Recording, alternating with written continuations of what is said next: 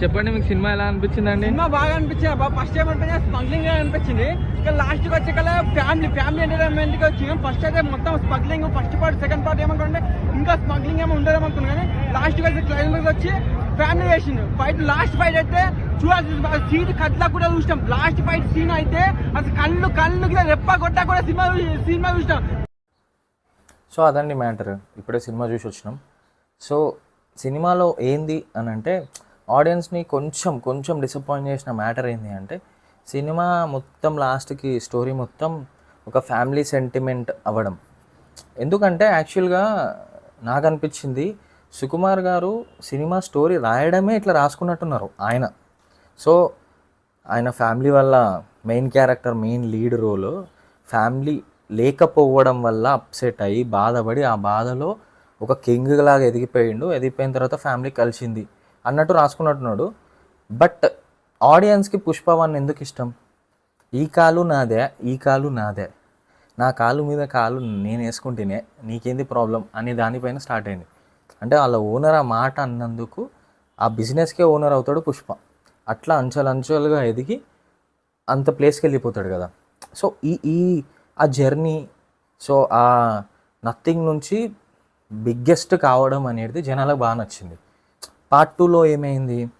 అది కాకుండా డిఫరెంట్గా ఫ్యామిలీ లేకపోవడం వల్ల, అంటే పేరెంట్ అన్న తమ్ముడు అనకపోవడం వల్లే ఎంత అప్సెట్ అయ్యి ఇలాంటి తెగిచ్చి బతికిండు అనే కాన్సెప్ట్లో సినిమా పోయిందనమాట. అదొక్కటి పక్కకు పెట్టుకుంటే సినిమాలో అన్నీ చాలా బాగున్నాయి. ఎస్పెషల్లీ ఉమెన్ గెటప్ వేసి చేస్తాడు, అది తిరిగిపోతుంది.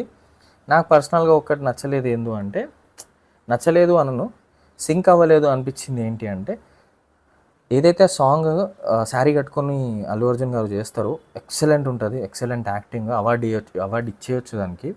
సో వెంటనే ఇంకో సాంగ్ వస్తుంది అనమాట, చూసేటి అగ్గిరవ్వలాగే సాంగ్ వస్తుంది.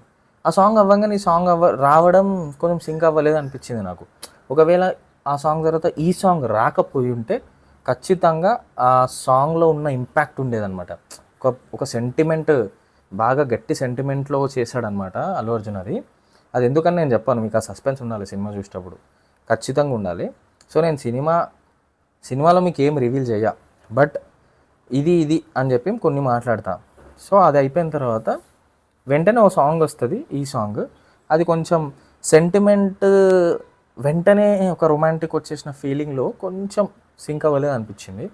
సో ఇది అయిపోయిన తర్వాత లాస్ట్ ఫైట్ ఉంటుంది, అసలు ఇరగదీసేసిండ్రు, అది కూడా అదిరిపోయింది. మిగతా ఓవరాల్గా మాట్లాడుకుంటే సినిమా చూడొద్దా అంటే ఏ సినిమా చూడాలి కాదు, ప్రతి ఒక్క సినిమా చూసేవే ఉంటాయి. అందులో కొన్ని మిస్టేక్స్ ఉంటాయి, కొన్ని అవి ఇవి ఉంటాయి. సో అవి పక్కకు పెడితే ప్రతి సినిమా చూడగలిగేదే. ఈ సినిమా 100కి 120% చూడగలిగేదే.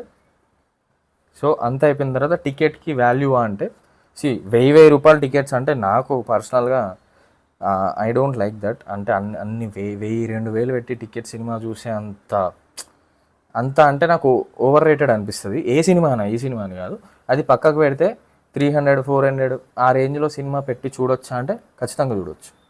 సినిమా ఎంటర్టైన్ అవుతారా అంటే డెఫినెట్లీ ఎంటర్టైన్ అవుతారు. ఫస్ట్ హాఫ్ అయితే అసలు మీకు పిచ్చెక్కిపోతుంది, మస్తు సూపర్ ఎంటర్టైన్మెంట్ ఉంటుంది ఫస్ట్ హాఫ్ అయితే. సెకండ్ హాఫ్లోనే ఈ స్టోరీస్ అన్నీ స్టార్ట్ అయ్యేది, దీనికి కనెక్ట్ చేయడం, దానికి కనెక్ట్ చేయడం.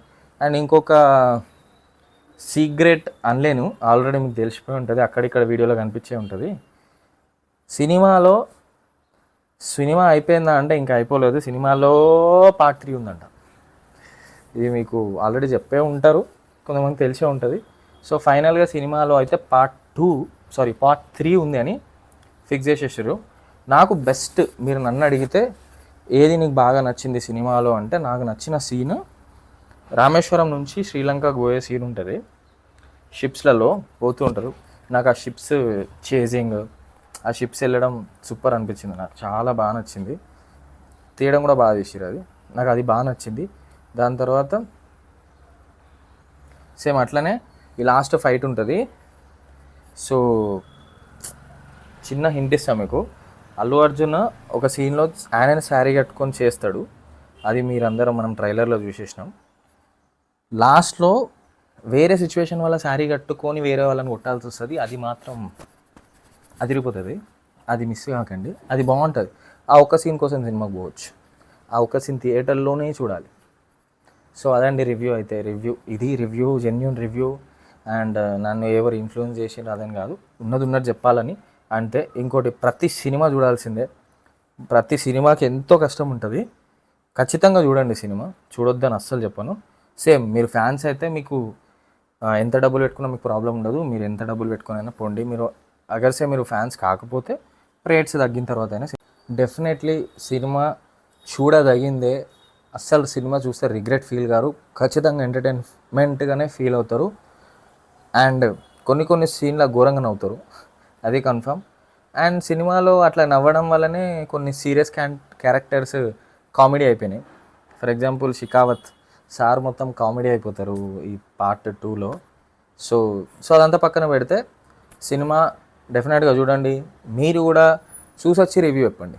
ఐ మీన్ మీరు కూడా చూసొచ్చి నా కామెంట్లో మీ థాట్స్ చెప్పండి. Thank you so much for watching.